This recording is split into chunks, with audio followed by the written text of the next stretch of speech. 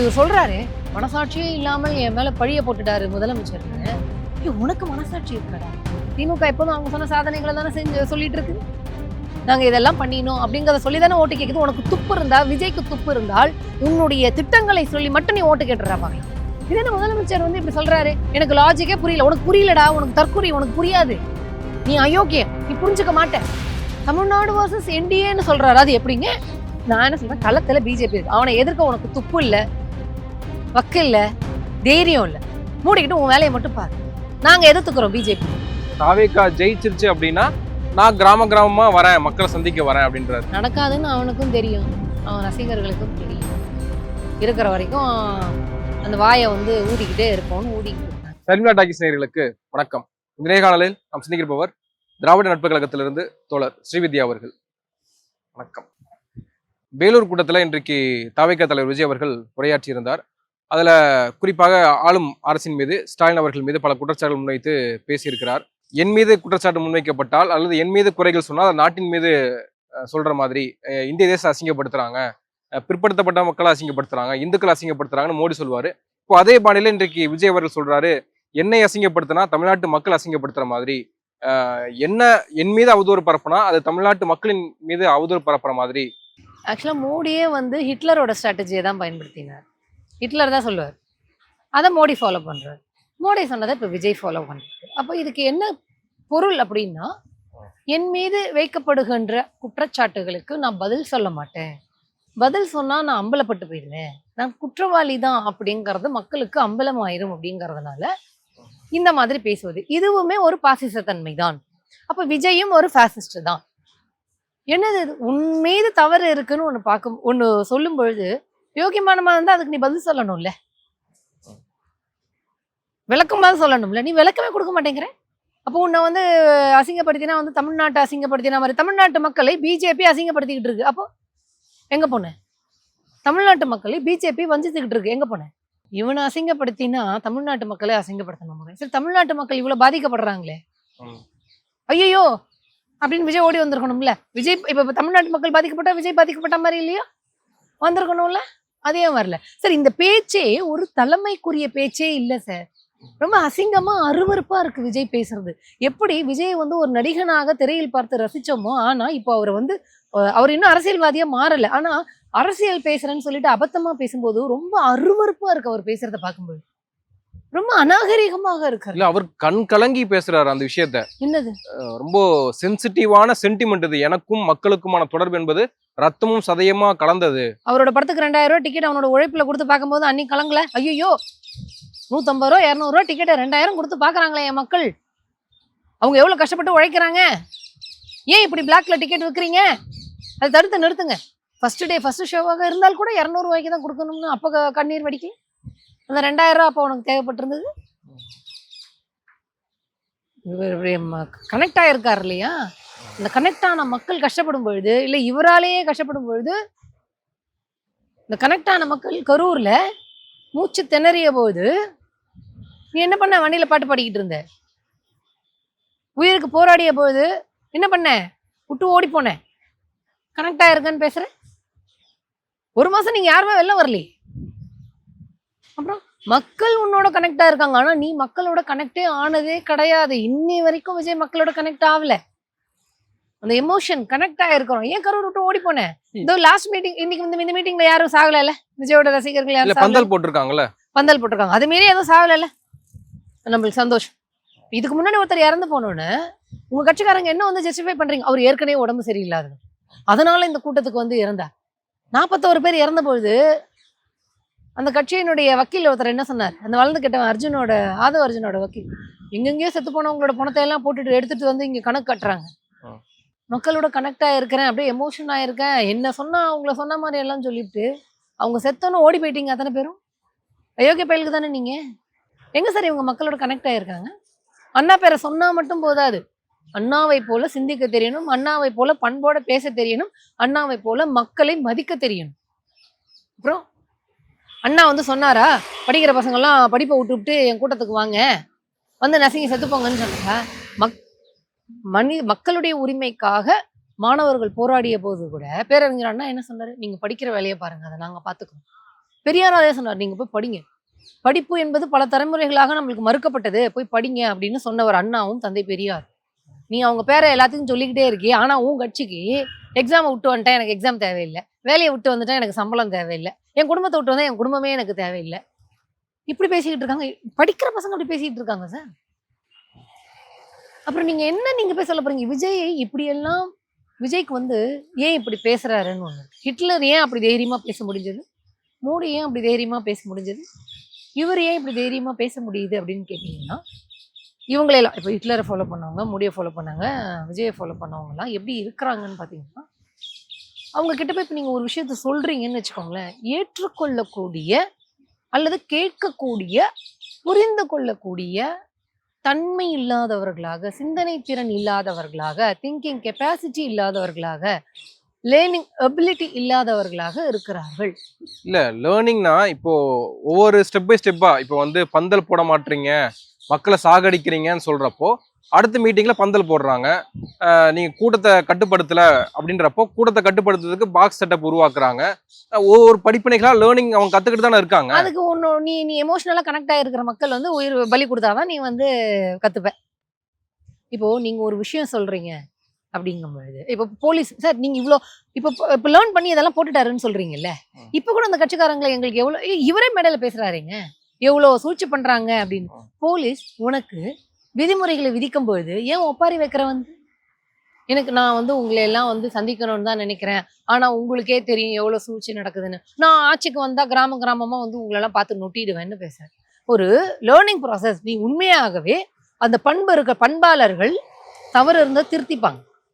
அப்போ உனக்கு போலீஸ் இவ்வளோ ரெஸ்ட்ரிக்ஷன்ஸ் போடுதுங்கும் பொழுதும் நீ என்ன பண்ற மேடையில ஏறி, எங்களுக்கு மட்டும் இவ்வளோ ரெஸ்ட்ரிக்ஷன், நான் உங்களெல்லாம் வந்து ஊரா பார்க்கணும்னு நினைக்கிறேன் ஆனா முடியல அப்படின்ற. கரூர் சம்பவத்துக்கு பிறகு உனக்கு அவ்வளோ ரெஸ்ட்ரிக்ஷன்ஸ் போடும்போது எங்களுக்கு மட்டும் ஏன் இவ்வளோ ரெஸ்ட்ரிக்ஷன்ஸ் போடுறீங்க? இது எஸ்ஓபி இல்ல, ஸ்டாலின் சொன்னியா இல்லையா? ஆமா. அப்புறம் நீ விஜய் எங்க கத்துக்கிட்டான்னு நீங்க சொல்றீங்க? எங்க கத்துக்கிட்டான்? கத்துக்கிட்டு இருந்தா இந்த மேடையிலயும் அப்படி பேசியிருக்க மாட்டானே சார். நான் வந்து பார்க்கணும்னு நினைக்கிறேன், ரெஸ்ட்ரிக்ஷன் போடுறாங்கன்னு எப்படி சார் அவன் பேசுவான்? ஸ்டாலின் மட்டும் எதிர்க்கல, எல்லாருமே விஜய் எதிர்க்கிறாங்க. இப்போ எப்படி நாடாளுமன்ற தேர்தலில் வந்து மோடி வரக்கூடாதுன்னு எல்லா எதிர்க்கட்சிகளும் ஒன்று சேர்ந்தார்களோ, அது போல விஜய் எதிர்க்கிறதுக்காக வந்து எல்லாரும் ஒன்று சேர்ந்திருக்காங்க. இப்போ மோடி மாதிரி தான் நீயும், மோடி எந்த இடத்துல வச்சிருக்கோமோ அது மாதிரி தான் உன்னையும் அந்த இடத்துல வச்சிருக்கோம். ஏன் நீ எந்த அளவுக்கு ஆபத்தானவனா இருக்க சார்? இப்போ அதுதான் விஜய் சீமான் உருவாக்கி இருக்கக்கூடிய கும்பலும், விஜய் உருவாக்கி இருக்கக்கூடிய கும்பலும் சிந்தனை திறனற்றவர்கள். இவங்களை அப்படியே நீங்க பாசிச பிஜேபி கிட்ட கொண்டு போய் ஒப்படைக்க முடியும் அப்படிங்கிற சூழ்நிலை வந்தா சீமானாலையும் முடியும், விஜயாலையும் முடியும். இவங்களை அப்படியே அவங்க டிரான்ஸ்ஃபர் பண்ண வேண்டிய சுச்சுவேஷன் வருது அப்படின்னா இவங்க ரெண்டு பேரும் டிரான்ஸ்ஃபர் பண்ண முடியும். இப்போ அதிமுக ஆளுங்களும் அப்படியே மாறிட்டாங்க. இப்போ திமுக காரங்கிட்ட போய் பிஜேபி காலுக்கு நீங்க டிரான்ஸ்ஃபர் பண்ண சொல்ல முடியுமா? முடியாது. எங்க கிட்ட வந்து நீங்க பிஜேபி பத்தி பேசுங்க. அப்போ சிந்தனை திறனற்ற ஒரு கும்பலை பாசிச பிஜேபிக்காக இவர்கள் தயார்படுத்தி கொண்டிருக்கிறார்கள். அதுல விஜயும் ஒண்ணுன்னா அப்ப கோவம் வரமா வராது? அப்ப உன்னை எதிர்ப்போமா மாட்டோம்? எல்லாரும் விஜய் எதிர்க்கலையே. அதிமுக விஜய் எதிர்க்குதா? பிஜேபி விஜய் எதிர்க்குதா? பாமக விஜய் எதிர்க்குதா? அப்புறம் இல்லை, ஒரு கிரேஸ் இருக்கு. இப்போ வந்து இன்னைக்கு கூட நிறைய பேர் பெண்கள்லாம் பேட்டி கொடுக்குறாங்க, இன்னைக்கு எக்ஸாம் இருக்கு, அந்த எக்ஸாம் எல்லாம் போனாலும் பரவாயில்ல, எக்ஸாம் எழுதிக்கலாம் இன்னொரு டைம், ஆனா வந்து விஜய் பார்க்க முடியாம போயிடும் இல்லையா அப்படின்னு வருத்தப்படுறாங்கல்ல. அப்ப அந்த கிரேஸ் இயல்பாவே அந்த மக்கள் கிட்ட, பெண்கள் கிட்ட, இளைஞர்கள் கிட்ட இருக்கிறப்போ அது விஜய் ஏன் பொறுப்பேற்க முடியும்? அப்புறம் அண்ணா ஏன் அப்படி சொன்னாரு? மாணவர்கள் படிக்க போங்க, போராட்டத்தை நாங்க பாத்துக்கிறோம். தந்தை பெரியார் பள்ளிக்கூடம் திறக்கணும், பெண்களை படிக்க அனுப்பணும், நம்மளுக்கு வந்து கல்வி வாய்ப்பு கொடுக்கணும்னு போராடிய அவரே தான் போராட்டத்துக்குலாம் நீங்க வராதீங்க, மாணவர்கள் போய் படிங்கன்னு ஏன் சொல்லணும்? பெரியார் ஏன் அப்படி சொல்லணும்? அண்ணா ஏங்க அப்படி சொல்லணும்? இவங்க ரசிகர்கள் இப்படி சொல்லுவதற்கு விஜய் எப்படிங்க பொறுப்பாவாரு? இந்த மக்கள் அவனோட ரசிகர்கள் கூட்டத்துல நசுங்கி மூச்சு தண்ணீரை செத்து போனதுக்கு விஜய் எப்படிங்க பொறுப்பாவாருன்னு கேட்டா எப்படி சார்?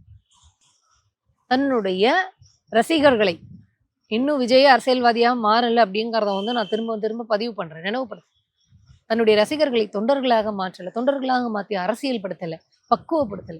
அதனால அவங்க சொல்றாங்க, எனக்கு என் புருஷனோட விஜய் தான் பிடிக்கும், எனக்கு வேலையே போனாலும் பரவாயில்ல, எனக்கு ஸ்கூல் எக்ஸாமே போனாலும் பரவாயில்ல, காலேஜ் எக்ஸாமே போனாலும் பரவாயில்ல, எனக்கு விஜய் கோட்டு போடலன்னா குடும்பத்திலேயே விஷம் வச்சு கொண்டு விடுவேன், எனக்கு என்ன ஆனாலும் பரவாயில்ல, எனக்கு குடும்பமே போனாலும் பரவாயில்ல, வேலையே போனாலும் பரவாயில்ல.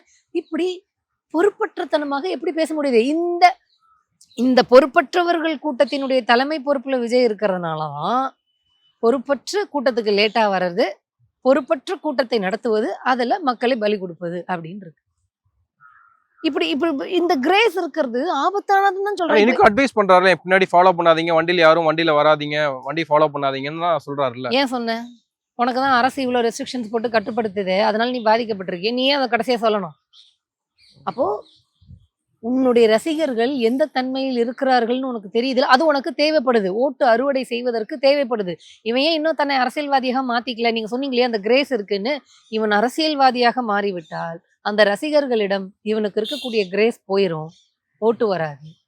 ஏன்னா அவர்கள், உண்மையாவே சொல்றேன், விஜயினுடைய ரசிகர்கள் விஜய் ஒரு அரசியல்வாதியாக மாறி பேசும் பொழுது அந்த ரசிகர்களே இவனை கைவிட்டு விடுவார்கள். ஏன்னா அப்படிப்பட்ட கும்பல் இந்த மனித சமூகத்தில் இருக்குமா? ஒரு திங்கிங் கெப்பாசிட்டி இல்லாதவங்க இருப்பாங்கன்னா இருப்பாங்க. அப்படிப்பட்டவர்களை பயன்படுத்தி கொண்டு பிழைக்க வேண்டும் அப்படிங்கிறது தான் பிஜேபி கும்பல். விஜயும் இத்தனை ஆண்டு காலமாக அப்படிதான் வந்து அவர் வந்து தன்னுடைய அந்த சினிமா உச்சத்துக்கு வந்தார். நாங்களும் தான் விஜய் ரசிகரா இருந்திருக்கோம். அதனால ஃபர்ஸ்ட் டே ஃபர்ஸ்ட் ஷோவே 2000 கொடுத்து பார்க்கக்கூடிய பைத்தியக்கார வேலையெல்லாம் நாங்க பண்ணதே கிடையாது. நிதானமா பார்த்துருக்கோம். 200 ரூபாய்க்கு மேல டிக்கெட் கொடுத்தாலும் நாங்க பார்த்தது கிடையாது. ஓடிடியில் எப்போ வருதோ பார்த்துட்டு. விஜய் தான் தலைவர், அவர் வந்து அப்படியே பிடுங்கி நட்டுடுவாருங்கிற பைத்தியக்காரத்தனமாலாம் யோசிச்சது கிடையாது. ஆனால் அப்படிப்பட்ட இருப்பு அப்படிப்பட்ட அப்படி யோசிக்கிறவங்க இருக்கிறதுனால அதை பயன்படுத்திக்கிட்டு இவன் ஓட்டுக்கு அரசியலுக்கு வந்து இவங்க கிட்ட ஓட்டு வாங்கிட முடியும் அப்படின்னு நம்புறான். என்ன அசிங்கப்படுத்தினா, மக்கள் அசிங்கப்படுத்தினா மாதிரின்னு பேசுறான். இந்த தைரியம் அவனுக்கு, அந்த எண்ணம் எங்கேருந்து வருது? இப்படிப்பட்ட ஒரு பைத்தியக்கார கும்பல் இருக்கும். அது எப்படிங்க மக்களை பைத்தியக்கார கும்பல் சொல்லலாம்? மனிதர்களில் அந்த திங்கிங் கெப்பாசிட்டிங்கிறது ஒவ்வொரு பர்சன்டேஜ் எல்லாருக்குமே வேரி ஆகும். இப்போ எனக்கு ஒரு 60% இருக்கலாம், உங்களுக்கு ஒரு 70% இருக்கலாம், இன்னொருத்தருக்கு 40% இருக்கலாம், ஒருத்தருக்கு 100% இருக்கலாம். ஜீரோவா இருக்குமா? அது விஜய் கும்பலுக்கும் சீமான் கும்பலுக்கும் இருக்கு. மைனஸ்ல இருக்குமா? அது பிஜேபி கும்பலுக்கு. இல்ல, அவர் உருவாக்குற அந்த ஹேட்ரட் இருக்கு இல்லையா, இப்ப திமுகவின் மீதான அதிக வெறுப்பு உருவாக்குறது, அது அவர் தெரிந்தே அந்த வெறுப்பு உருவாக்குறாருன்னு அந்த அரசியல் அவர் தெரிஞ்சுதானே அதை செய்யறாரு. இன்னைக்கு கூட வந்து கரூர் சம்பவத்தை குறித்து பேசுறாரு. கரூர் சம்பவத்துல வந்து மனசாட்சியெல்லாம் பழி போட்டீங்களே ஸ்டாலின் சார் அப்படின்னு கேட்கிறாருல. அப்போ இன்னும் அது தீவிரப்படுத்துற தன்மை தானே அது. அப்ப அவருக்கு அரசியல் தெரியுது தானே அர்த்தம். வெறுப்பு அரசியல் செய்து தன்னுடைய ரசிகர்களை ஏமாற்றி ஓட்டு வாங்க முடியும்னு அவருக்கு தெரிஞ்சிருக்கு.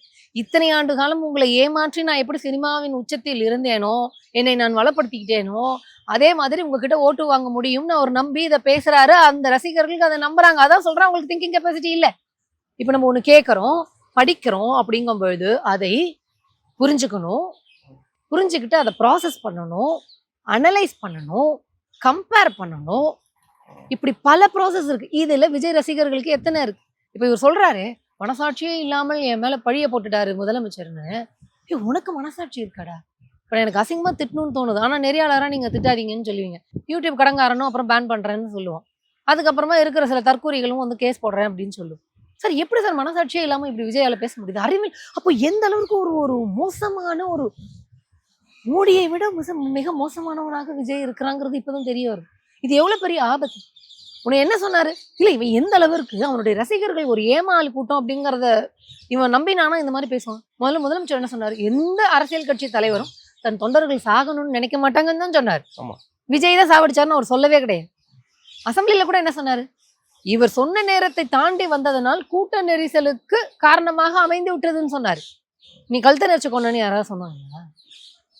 உன்னுடைய செயல்பாடை விமர்சிக்கிற என்னை போன்றவர்கள் நாங்க நேரடியாக குற்றம் சாட்டுறோம். யோகியமானந்தாலும் பதில் சொல்லு. ஆனால் உன் மீது பழி போடாத, காரண காரியங்களை விளக்கின முதலமைச்சர் மு.க. ஸ்டாலின் மேல நீ இப்படி ஒரு பழிய போடுவனா, உன்னுடைய ரசிகர்கள் எப்படிப்பட்ட முட்டாள்கள்னு நீ நினைக்கிற?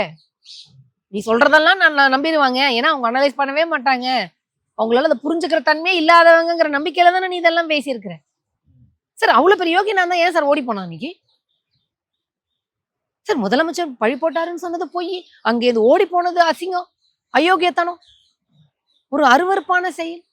இதையெல்லாம் மூடி மறைச்சுக்கிட்டு அந்த திமுக வெறுப்பு அப்படிங்கிறது இங்க காலம் காலமாக பார்ப்பனியத்தால் உருவாக்கப்பட்டதை பயன்படுத்திக்கிட்டு நான் வந்து களத்துல நிப்பேன் அப்படின்னு சொன்னா அசிங்கமா இல்ல உனக்கு? அசிங்கமா இல்லையா? ஏன்னா இத்தனை ஆண்டு காலம் உனக்கு கனெக்டிவிட்டி இருக்குன்னு சொல்றியே, உன் முகத்தை காட்டி உன்னுடைய தேர்தலை மட்டும் சொல்லி உன்னுடைய தொலைநோக்கு பார்வையோ உன்னோட திட்டமோ அதை மட்டுமே சொல்லி வாங்குற ஓட்டு வாங்க துப்பு இல்லை உனக்கு? திமுக எப்போதும் அவங்க சொன்ன சாதனைகளை தானே சொல்லிட்டு இருக்குது. நாங்க இதெல்லாம் பண்ணினோம் அப்படிங்கிறத சொல்லி தானே ஓட்டு கேட்குது. உனக்கு துப்பு இருந்தா, விஜய்க்கு துப்பு இருந்தால் உன்னுடைய திட்டங்களை சொல்லி மட்டும் நீ ஓட்டு கேட்டுறா பார்க்கலாம். ஆனா காலம் காலமாக இந்த பார்ப்பனியத்தால் திமுகவின் மீது விதைக்கப்படுகின்ற அந்த வெறுப்பை பயன்படுத்திக்கிட்டு நான் ஓட்டு வாங்குவேன், அதையே நான் பயன்படுத்திப்பேன், தொண்டர்களை அரசியல்படுத்த மாட்டேன். பைத்தியக்காரத்தனமா வளர்றான் சார். உன் பைத்தியமா சார் அவன்? இது என்ன முதலமைச்சர் வந்து இப்படி சொல்றாரு? எனக்கு லாஜிக்கே புரியல. உனக்கு புரியலடா, உனக்கு தற்கொலை, உனக்கு புரியாது, நீ அயோக்கிய, நீ புரிஞ்சுக்க மாட்ட. தமிழ்நாடு வர்சஸ் என்டிஏன்னு சொல்றாரு. அது எப்படிங்க? நாங்க அதான் உருட்டுறாங்கன்றாரு. உருட்டுறாங்க, ஸ்டாலின் உருட்டுறாரு. அதான் சொல்ல வரேன். நீ ஒண்ணு பைத்தியக்காரனா இருக்கணும், தற்குறியா இருக்கணும், இல்ல அயோக்கிய பயலா இருக்கணும். இது மூணும் தானே. நீ அறிவில்லை உனக்கு? இல்ல, இது ஸ்டேட் எலெக்ஷன். ஸ்டேட் எலெக்ஷனுக்கும் என்டிஏக்கு என்ன சம்பந்தம்? அததான் சொல்ல வர. தன்னுடைய ரசிகர்கள் எப்படிப்பட்ட முட்டாள்னு அவன் நம்புறான் பாத்தீங்களா? இந்த சட்டமன்றத்துல நிதியமைச்சர் தென்னம் தென்னரசு சொல்றாரு, 3 லட்சம் கோடி ரூபாய் ஒன்றிய அரசு நம்மளுக்கு கொடுக்காம வச்சிருக்குதுன்னு. இப்ப இது தமிழ்நாடுக்கும் என்டிஏக்கும் போட்டி இல்லையா? என்டிஏக்கு தமிழ்நாடு சட்டமன்ற தேர்தலுக்கு நிக்குது இல்ல, அதிமுக கூட்டணியில நிக்குது இல்ல, அவன் தானே 3 லட்சம் கோடியை கொடுக்காம வச்சிருக்கான். அவன் தானே கீழடி அறிக்கையை வந்து வெளியிடாம வச்சிருக்கான். அவன் தானே நீட்டை வந்து இன்னும் கேன்சல் பண்ணாம வச்சிருக்கான். அவன் தானே வந்து ஹிந்தி படிக்கலன்னு சொல்லிட்டு கல்வி நீதியை தடுத்து வச்சிருக்கான். அவன் தானே புதிய கல்விக் கொள்கையை நீங்க ஃபாலோ பண்ணலன்னு சொல்லிட்டு நாங்க உங்களுக்கு அமௌண்ட் கொடுக்க முடியாதுன்னு சொல்லியிருக்கான். அவன் தானே உங்களுக்கு மெட்ரோ ரயில் திட்டத்தை கொடுக்க மாட்டேன்னு சொல்லிட்டு இருக்கான். அவன் தானே சுப்ரீம் கோர்ட்ல கேஸ் போட்டிருக்கான். என்ன இங்க மக்கள் நல திட்டங்கள்லாம் பயன்படுத்தி இலவசமா கொடுக்குறாங்க, அதை தடுத்து நிறுத்தணும்னு கேஸ் போட்டிருக்கான். அப்புறம் அவன் தானே இங்க தமிழ்நாட்டுக்கு வரக்கூடிய தொழில் வாய்ப்புகளும் தட்டி பறிக்கணும்னு அங்க வேலை செஞ்சுக்கிட்டு இருக்கிறான். அவன் தானே இப்ப யூஎஸோட ட்ரேட் டீல் போட்டு விவசாயிகள் எல்லாரையும் பாதிப்புக்கு உள்ளாக்கி இருக்கிறான். என்னங்க, அவன் இப்ப களத்துல இருக்கான். அவன் தானங்க முஸ்லிம்ஸுக்கு வந்து இடஒதுக்கீடு மகாராஷ்டிரால ரத்து பண்ணியிருக்கான். இடஒதுக்கீடுக்கு எதிராக இன்னி வரைக்கும் அவன் தானங்க இருக்கிறான். தமிழுக்கு எதிராக இன்னி வரைக்கும் அவன் தானங்க இருக்கான். தமிழ்நாட்டுக்கு எதிராக இன்னும் அவன் தானே இருக்கிறான். அவன் களத்துல போட்டி போடுறான்ல. அப்போ முதலமைச்சர் தமிழ்நாட்டிற்கும் என்டிஏவுக்குமான தேர்தல் தான் இந்த சட்டமன்ற தேர்தல். ஏன்னா தமிழ்நாட்டை அழிக்கணும்னு அவங்க அங்கான கட்டிட்டு வந்துட்டு இருக்கான். அதிமுக பிஜேபி கூட்டணியில இருக்குது. டிடிவி தினகரனுக்கு ஷீட் ஷேரிங்கே வந்து என்டிஏ தான் முடிவு பண்ணும், பாஜக தான் முடிவு பண்ணும் அப்படின்னு அவரே சொல்லிட்டாரு. அப்போ இப்படி இருக்கும்பொழுது இது என்ன லாஜிக் எனக்கு புரியவே இல்லை. உனக்கு புரியாதுடா, அறிவு இருக்கவனுக்கு புரியும்டா. விஜய்க்கு புரியாது, அறிவு இல்லை அவனுக்கு. எப்படிங்க இந்த மாதிரி ஒரு அயோக்கியத்தனமான பேச்சு சொல்லணும்னு தோணுது? நான் என்ன சொல்றேன், களத்துல பிஜேபி இருக்கு. அவனை எதிர்க்க உனக்கு துப்பு இல்ல, வக்கு இல்ல, தைரியம் இல்ல. மூடிக்கிட்டு உன் வேலையை மட்டும் பாரு. நாங்க எதிர்த்துக்கிறோம் பிஜேபி. அவன் உள்ள வந்தா இங்க என்ன ஆகும்? முஸ்லீமை போட்டு அடிச்சு கொண்டுகிட்டு இருக்கிறாங்க, சர்ச்சை போட்டு உடச்சுக்கிட்டு இருக்கிறாங்க, தலித்துக்களை வந்து மாட்டுக்கறிங்கன்னு பேர்ல வந்து கொண்டுகிட்டு இருக்கிறாங்க. ஏங்க, யூஜிசி ரெகுலேஷன்ஸ் எடுத்துட்டு வருது. எஸ்சி எஸ்டி ஓபிசிக்கு ஜாதி ரீதியான வன்கொடுமைகள் நடந்தால், டிஸ்கிரிமினேஷன் நடந்தால் அதை தடுத்து நிறுத்துறதுக்கு ஒரு டிராஃப்ட் எடுத்துட்டு வருது. அதை சுப்ரீம் கோர்ட்ல போட்டு தடுத்து வச்சிருக்காங்க. பிஜேபி கவர்மெண்ட்டும் அதை தடுத்து வச்சிருக்குது. அதை எதிர்த்து நம்ம போராடிக்கிட்டு இருக்கோம். இவ்வளோ ஆபத்து இருக்குதுங்க. பிஜேபி உள்ள வந்தா என்ன ஆகும்? நீங்க இங்க வந்து மாட்டுக்கறி சாப்பிட முடியாது. இன்னைக்கு என்ன பண்ணியிருக்காங்க இன்னொரு ஸ்டேட்ல, பிஜேபி ஆளுற ஸ்டேட்ல, அது வந்து ஒரு குரூர சிந்தனையை தூண்டுதுன்னு சொல்லிட்டு மத வழிபாட்டு தலங்கள் பக்கத்துல இருக்கிறவர்களையும் கல்வி நிலையங்கள் பக்கத்துல இருக்கக்கூடிய இறைச்சி கடை, மீன் கடையை முதற்கொண்டு மூடி இருக்காங்க. அப்போ அதிமுக பாஜக கூட்டணி தமிழ்நாட்டுக்குள் வந்தால் இந்தி திணிக்கப்படும், தமிழ் அழிக்கப்படும், கீழடியில் மண்ணை போட்டு மூடப்படும், தொழில் வளர்ச்சி முடக்கப்படும், பெண்களுக்கு கொடுக்கக்கூடிய உரிமை தொகை திட்டம், புதுமை பெண் திட்டம், நான் முதல்வன் திட்டம், விடியல் பயண திட்டம், இது எல்லாமே பறிக்கப்படும். இங்க இங்க இந்த முஸ்லிம்ஸ் நிம்மதியாக வாழ முடியாதுங்க. தலித்துகளோட நிலைமை என்ன ஆகும்? திமுக வெறுப்புல தலித்துகளை வெள்ளம் வாங்கன்னு சொன்னா மட்டும் போறாது. இந்த தலித்துகளுக்கு வேற யார் ஆதரவு, வேற யார் பாதுகாப்பு பேசுவாங்களா இவங்களா? அப்போ அதிமுக பாஜக கூட்டணி முழுக்க முழுக்க ஒரு பேர் அபாயத்தை தமிழ்நாட்டுக்கு எடுத்துக்கிட்டு வந்து நின்றுகிட்டு இருக்குது. அதை எதிர்த்துட்டு இருக்கும் போது இதுல என்னங்க லாஜிக்கு, இது சட்டமன்ற தேர்தல், அறிவு கட்டவனே. அப்ப அரசியல்னா என்னன்னு தானே தெரியாம உட்காந்துக்கிட்டு இருக்கிற நீனு. நீதி கொடுக்கல, நீதி மறுக்கப்படுது, எஸ்ஐஆர்ல இவ்வளவு ஓட்ட புடுங்கிட்டான், இன்னும் எவ்வளவு பிரச்சனை பண்ண போறான்னு தெரியல. அப்பட்டமா பேசுறான். தமிழ்நாடு பயங்கரவாதிகள்னு பிஜேபி காரன் பேசுறான். தமிழ்நாடு திருடர்கள்னு மோடியை பேசுறாரு. இவ்வளவு பெரிய ஆபத்து தமிழ்நாட்டை நோக்கி வந்துகிட்டு இருக்குது. இது எப்படி நீங்க வெறும் சட்டமன்ற தேர்தல்னு மட்டும் பார்க்க முடியும்? இது தமிழ்நாடு சூழ்ந்துள்ள ஆபத்து இல்லையா? இந்த சட்டமன்ற தேர்தல் முடிஞ்சோன்னு இந்த ஆபத்துல நீங்கிருமா? பிஜேபி எல்லாரும் மாட்டுக்கறி சாப்பிடுங்க இஷ்டத்துக்கு, உங்க விருப்பப்படி அப்படின்னு சொல்லிடுமா? இந்த முஸ்லிம்ஸ் இங்க நிம்மதியா வாழ்ந்துட முடியுமா? பிஜேபி ஆள்ற மாநிலங்கள் பெண் பாதுகாப்பை பத்தி பேசுறாரு பாருங்க. பிஜேபி ஆள்ற மாநிலங்களில் பெண்களும் சிறுமிகளும் பல ஆயிரம் பேர் காணாம போயிட்டு இருக்கிறாங்க. அவங்க ஸ்டேட்டஸ் என்னன்னே தெரியாது, ஒண்ணுமே பண்ண முடியாதுன்னு கேஸை க்ளோஸ் பண்ண விஷயம்லாம் இருக்குது. இப்படிப்பட்ட கும்பல் சட்டமன்ற தேர்தல் வழியாக உள்ள வரணும்னு பாத்துக்கிட்டு இருக்குது. ஜெஃப்ரி எப்ஸ்டன் வழக்கில், அமெரிக்கால ஜெஃப்ரி எப்ஸ்டன்ல அந்த சைல்டு செக்ஸ் குற்றவாளியினால இந்திய பெண் ஒருவர் பாதிக்கப்பட்டிருக்கிறாராம். அந்த இந்திய பெண்ணுக்கு நிவாரணம் கொடுக்கணும்னு அமெரிக்கா கவர்மெண்ட் இந்திய அரசுக்கு மெயில் பண்ணியிருக்கு. அவங்க யாருன்னு கண்டுபிடிங்க, காம்பன்சேஷன் கொடுக்கணும், லீகல் ஆக்ஷன் எடுக்கணும்னு அவங்க மெயில் பண்ணியிருக்காங்க. பிஜேபி அரசு பொத்திக்கிட்டு இருந்திருக்கு. இப்ப இது எவ்வளவு பெரிய பெண்களுக்கு ஆபத்து. அப்படிப்பட்டவன் உள்ள வரான். அண்ணா யூனிவர்சிட்டியில பாதிக்கப்பட்ட பொண்ணை வச்சு அரசியல் பண்ணணும்னு கேவலமா அரசியல் பண்ணது பிஜேபி. இன்னொரு சார் இருக்காருன்னு எனக்கு தெரியும், ஆனா அதை நான் சொல்ல மாட்டேன்னு உட்காந்துக்கிட்டு இருக்கு பிஜேபி. இப்ப இவ்வளவு பெரிய அயோக்கியத்தனத்தை பண்ணிக்கிட்டு இருக்கிற லாவண்யா வச்சு எப்படி மதக்கலவரம் பண்ணணும்னு பார்த்தாங்கிறது இப்போ சிபிஐ வழக்குல அம்பலம் ஆயிடுச்சு. இப்போ இவ்வளவு பெரிய, ஆனா ஒரு பிரச்சனை நடக்கும்போது திமுக அரசு இப்படி மூடி மறைக்கலையே, நேர்மையா ஆக்ஷன் எடுத்தாங்கல்ல. ஆனா நீ என்ன சொல்ற, பெண்களுக்கு பாதுகாப்பு இல்லைன்னு சொல்ற. எவ்வளவு பெரிய அயோக்கியத்தனமான பேச்சு. களத்துல இப்படிப்பட்ட ஒரு அயோக்கியம் பிஜேபி நிக்கிறான். பிரிஜ்பூஷன் சரண் சிங், மல்யுத்த வீராங்கனைகள் புகார் கொடுத்த பிரிஜ்பூஷன் சரண் சிங் எக்ஸ்எம்பி, பிஜேபியினுடைய எக்ஸ்எம்பி மேல பிஜேபி எந்த நடவடிக்கையும் எடுக்கல. இப்ப ரீசெண்டா அவர் கொடுத்த இன்டர்வியூ மறுபடியும் சமூக வலைதளத்துல இருக்குது. ஆமா, ஒரு கைகலப்புல ஒருத்தனை நான் சுட்டு கொண்டுட்டேன், ஏன் மேல எந்த நடவடிக்கையும் எடுக்கலன்னு அவன் பேசுறான். அவனை கட்சியில் வைத்துக் கொண்டிருக்கக்கூடிய பிஜேபி களத்துல நிக்குது.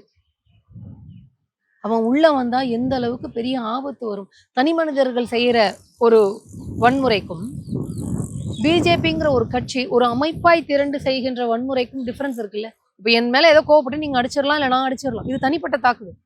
ஆனா நீங்க ஒரு அமைப்பையே உருவாக்கி உங்க பின்னாடி வச்சுக்கிட்டு நீங்க என்ன வந்து தாக்குனீங்கன்னா அதுக்கு என்ன அர்த்தம்?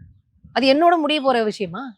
அப்போ இத்தனை பெரிய ஆபத்து தமிழ்நாட்டை நோக்கி இருக்கும் பொழுது இந்த சட்டமன்ற தேர்தல் அப்படிங்கிறது சட்டமன்றத்துக்கு நடக்கிறது. திமுகவுக்கு எனக்கும் தான் நீ சொல்றனா, உன்னுடைய ரசிகர்கள் எந்த அளவிற்கு முட்டாள்களாக இருந்தால் அவர்கள் என்றுமே சிந்திக்கவே மாட்டார்கள்ங்கிற ஒரு எண்ணம் இருந்தா உனக்கு இப்படி பேசணும்னு தோணும். இப்ப நீங்க இதே போய் நீங்க வந்து விஜயோட ரசிகர்கள்ட்ட கேளுங்களேன். ஆமா, எங்க அண்ணன் சொன்னதுதான் சரி, இது சட்டமன்ற தேர்தல் தானேன்னு பைத்தியக்காரத்தனமா பேசுவோம். இந்த சட்டமன்ற தேர்தலுக்கு பிஜேபியினால் எவ்வளவு ஆபத்து வருது அப்படிங்கறத பத்தி எல்லாம் பேசணும்ல. அப்போ மக்களை ஏமாற்றுபவர்களே அயோக்கியர்கள் தான் சார் சொல்ல முடியும், அரசியல்வாதி நான் சொல்ல முடியும். நிஜமாகவே இந்த மாதிரி அயோக்கியர்கள் வந்து அரசியலுக்கு வருவதனால் பொதுவாக மக்கள் வந்து அரசியல்னாலே சாக்கடை, அரசியல்வாதிகள்னாலே தவறானவர்கள் அப்படின்னு சொல்றாங்க. ஒன்னே ஒன்று மட்டும் சொல்ல பதிவு பண்ணணும்னு நினைக்கிறேன். நம்மளுடைய தேவையை அரசியல்வாதி கிட்ட போய் சொல்றோம், அதுக்கு அவங்களால முடிஞ்ச வரைக்கும் முயற்சி பண்றாங்க. இப்போ சர்வாதிகார ஆட்சியில் அரசியல் கட்சிகளும் இருக்காது, அரசியல்வாதிகளும் இருக்க மாட்டாங்க. சர்வாதிகாரி வந்தா அப்ப மக்கள் தங்களுடைய தேவைகளை யார்கிட்ட போய் சொல்ல முடியும்? இல்ல வாக்குறுதி கொடுத்துருக்காருல, இன்னைக்கு தாவேகா ஜெயிச்சிருச்சு அப்படின்னா நான் கிராமமா வரேன், மக்களை சந்திக்க வரேன் அப்படின்றாரு. நடக்காதுன்னு அவனுக்கும் தெரியும், அவன் ரசிகர்களுக்கும் தெரியும். இருக்கிற வரைக்கும் அந்த வாயை வந்து ஊதிக்கிட்டே இருப்போம்னு ஊதிக்கிட்டு இருக்காங்க. இல்ல எலெக்ஷன் நடக்கும்போது வர மாட்டாரு, அதனால எலெக்ஷன் முடிஞ்சு நான் வரேன் அப்படின்றாரு. சார் அவரு ஆட்சி வந்ததுக்கு அப்புறம் எலெக்ஷன் முடிஞ்சு கூட வர மாட்டாரு. ஆட்சிக்கு வந்தா அவர் வருவார், இல்லைன்னா பறைய ஒரு பங்களாக்குள்ளேயே புந்து உட்காந்துன்னு இருப்பாரு. அப்போ அரசியல்வாதி அப்படிங்கிறவர்கள் எந்த அளவிற்கு முக்கியமானவர்கள். சர்வாதிகாரி வந்துட்டானா கட்சி இருக்காது சார், அரசியல்வாதி எல்லாம் இருக்கவே மாட்டாங்க சார், காணாம போயிடுவாங்க சார். அப்போ மக்கள் தங்களுடைய தேவைகள் யார்கிட்ட போய் சொல்லுவாங்க? சர்வாதிகாரி கிட்டயா? அவன் செஞ்சு கொடுத்துருவானா? அப்போ சர்வாதிகாரம் வரக்கூடாது அப்படிங்கிறதுக்காக, ஜனநாயகத்தை பாதுகாக்கணும் அப்படிங்கிறதுக்காக அரசியல்வாதி அப்படிங்கிறவன் தன்னுடைய குடும்பத்தையும் தன்னுடைய வாழ்க்கையும் விட்டுவிட்டு போராடிக்கிட்டு இருக்கும் பொழுது நீங்கள் எல்லாருமே பொதுவாக அரசியல்வாதி என்றால் தவறானவர்கள் சொல்வது எந்த அளவுக்கு அயோக்கியத்தனமா? இவர் அது மேடம் பேசணும் கேட்கிறாரு, நீங்க வந்து கொள்ளை அடிச்சீங்க, அதை அடிச்சீங்க, இதை அடிச்சீங்க, மறைச்சிட்டீங்க அப்படின்னு கேட்கிறாரு. 15 கோடி ரூபாய் வந்து கணக்குல காட்டாம இருந்தது விஜய் தானே, அது அவதூறு இல்லையே, உண்மைதானே? காண்டுல சொல்றாங்க. ஏன் அது உண்மை? அப்படி ஒண்ணு நடக்கவே இல்லையா? இப்ப இவனுக்கு பெனால்டி போட்டதோ, கேஸ் நடந்ததோ, இவன் அதை மறுத்ததோ, இதெல்லாம் என்ன வேற கிரகத்துல எங்கேயோ நடந்ததா? இல்ல எல்லாரும் இங்க கனவு கண்டுட்டு இருந்தாங்களா?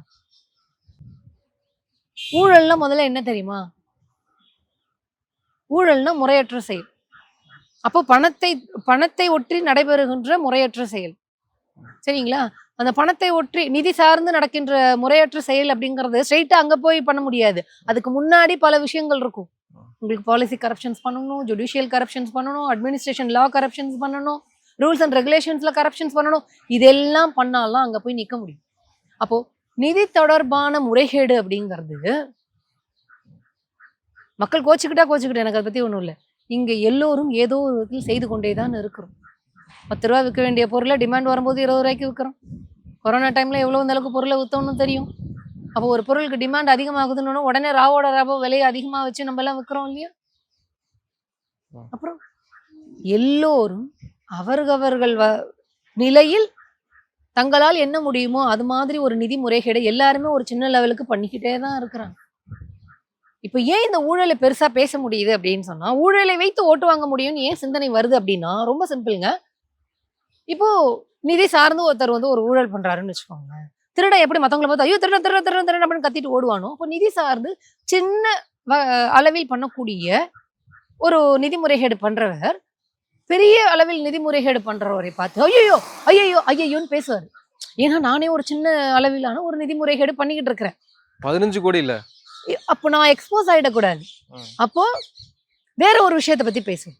இதை விட இது பெரிய சைஸ்ல இருக்குதுன்னு பேசுவோம். ஆனால் நான் என்ன கேட்கிறேன், இந்த மக்களிடம் நிதி தொடர்பான ஊழல் அப்படின்னு சொல்லிட்டு ஓட்டு கேட்க முடியவர்கள் யாராவது இந்த மக்களிடம் சென்று சட்டத்தில் நடைபெறுகின்ற ஊழல், விதிமுறைகளில் நடைபெறுகின்ற ஊழல், இதை பத்தி எல்லாம் ஏன் பேச முடியல? இதை பத்தி எல்லாம் பேசினா மக்கள் ஏற்றுக்கொள்ள மாட்டார்கள். ஏன் தெரியுமா? பாலிசி கரப்ஷன்ஸோ, ஜுடிஷியல் கரப்ஷன்ஸோ, ரூல்ஸ் அண்ட் ரெகுலேஷன்ஸ், இந்த நேஷன் தொடர்பான கரப்ஷன்ஸ், அட்மினிஸ்ட்ரேஷன் கரப்ஷன்ஸ், இந்த பல வகை கரப்ஷன்ஸ் இருக்கு இல்லையா, அதெல்லாம் மக்களிடம் எடுபடாது. ஏன் தெரியுமா? சாமானிய மக்களாகிய நாம பாலிசி கரப்ஷன்ஸை போய் நம்ம பண்ண முடியுமா? இந்த நாட்டினுடைய பாலிசியை நம்ம போய் ஏதாவது மாற்ற முடியுமா? இந்த ஜுடிஷியல் சிஸ்டம் போய் நம்ம ஏதாவது மாற்ற முடியுமா? இந்த நாட்டினுடைய சட்ட விதிமுறைகள்ல போய் நம்ம ஏதாவது கரப்ஷன்ஸ் பண்ண முடியுமா? முடியாது. எனக்கும் அந்த கரப்ஷன்ஸ்க்கு சம்மந்தமே இல்லை. அதை பண்ணக்கூடிய கெப்பாசிட்டியோ அதிகாரமோ எனக்கு கிடையவே கிடையாது. அப்போ என்னிடம் வந்து நீங்க பாலிசி கரப்ஷன்ஸை பத்தி பேசிங்கன்னா எடுப்படாது. ஆனால் இங்க இருக்கக்கூடிய ஒவ்வொரு மனிதர்களும் அவங்களால் இயன்ற அளவு ஒரு சின்ன நிதி தொடர்பான முறைகேடை பண்ணும் பொழுது அதை பற்றி பேசும்போது நான் கனெக்ட் ஆவேன். அப்ப என்னை விட எவன் அதிகமா பண்றானோ அவனை பத்தி பேசுவேன் அப்படிங்கிற மைண்ட் செட் மக்களுக்கு இருக்கிறதுனால இதை பயன்படுத்தி கொள்ள முடியுமா? காலம் காலமாக பார்ப்பனிய அரசு உருவாக்கிய திமுக வெறுப்பை பயன்படுத்தி ஊழல் அப்படிங்கிற சொல்லை பயன்படுத்தி நான் ஓட்டை அறுவடை செய்து கொள்ள முடியுமான்னு விஜய் நினைக்கிறாரு. ஆனா ஜெயலலிதா ஊழல் குற்றவாளி கொள்ளைக்காரின்னு சொல்றதுக்கு மட்டும் விஜய் வாய் வரல. அப்போ யார் உண்மையாகவே ஊழலுக்கு எதிராக இருக்கிறாரு அப்படிங்கறத மக்கள் தான் புரிஞ்சுக்கணும். நன்றி, நிறைய விஷயங்களை பகிர்ந்துருக்கீங்க. நன்றி.